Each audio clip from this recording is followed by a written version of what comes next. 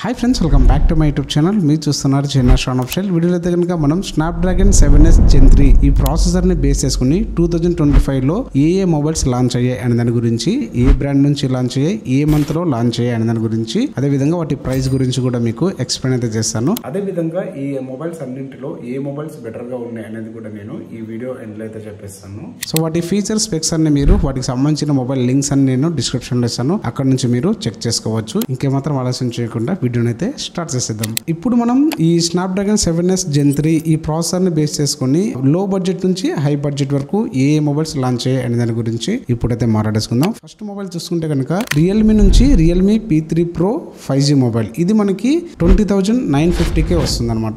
ఈ మొబైల్ అయితే starting price ఇది ఫిబ్రవరి 2025 లో ఈ మొబైల్ అయితే లాంచ్ అయితే చేశారు. ఇంకా నెక్స్ట్ వచ్చి IQ నుంచి IQ Z10 5G మొబైల్ అనమాట. ఇది మనకి 21,999 తో స్టార్టింగ్ అయితే ఉంటుందన్నమాట. ఇది మనకి ఏప్రిల్ మంత్ 2025 లో లాంచ్ అయితే అయిందనమాట. ఇంకా నెక్స్ట్ మీకు నథింగ్ నుంచి నథింగ్ 3A మొబైల్. ఈ మొబైల్ అయితే కనుక 22,999 తో స్టార్టింగ్ అయితే ఉంటుంది. ఆఫర్ లో మీకు 21,000 కి కూడా వచ్చే ఛాన్స్ అయితే ఉంది. ఇది మార్చ్ మంత్ లో అయితే లాంచ్ అయితే అయిందనమాట. ఇంకా నెక్స్ట్ వచ్చి రియల్మీ నుంచి Realme 14 Pro Plus 5G mobile అనమాట. దీని ప్రైస్ చూసుకుంటే కనుక 27,980 రూపీస్ తో స్టార్ట్ అవుతుంది. ఇది మనకి జనవరి 2025 లో లాంచ్ అయితే అయిందనమాట.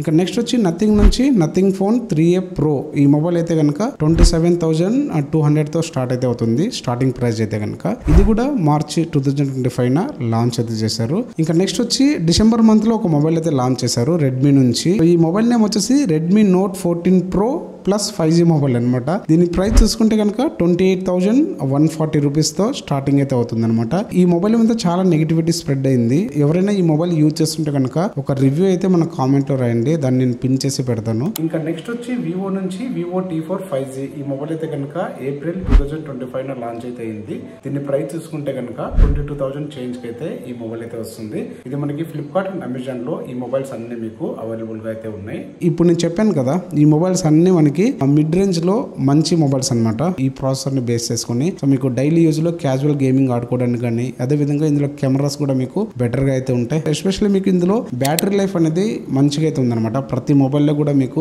యావరేజ్ గా 5,000 అబోనే ప్రతి మొబైల్లోనూ బ్యాటరీ లైఫ్ అయితే ఉంది. ఎవరైనా బ్లాగర్స్ ఉంటే కనుక నథింగ్ ఫోన్ 3A Pro ఉంది కదా, అందులో టెలిస్కోపిక్ కెమెరా అనేది బెటర్ గా ఇచ్చారు. ఒకవేళ మీకు అది యూజ్ అవ్వచ్చు కెమెరా పరంగా అయితే కనుక. ఇంకా రిమైనింగ్ మొబైల్స్ అయితే కనుక కెమెరా మీకు డీసెంట్ గా ఉంటాయి, మరీ డిగ్రేడెడ్ గా ఏముండవు. మీరు మంచి లైటింగ్ కండిషన్ ని యూజ్ చేసుకుని ప్రాపర్ గా మీరు కెమెరాని యూజ్ చేస్తే కనుక అన్ని మొబైల్స్ లోనే మీరు బెటర్ ఇమేజెస్ ని, బెటర్ వీడియోస్ ని క్యాప్చర్ అయితే చేయొచ్చు.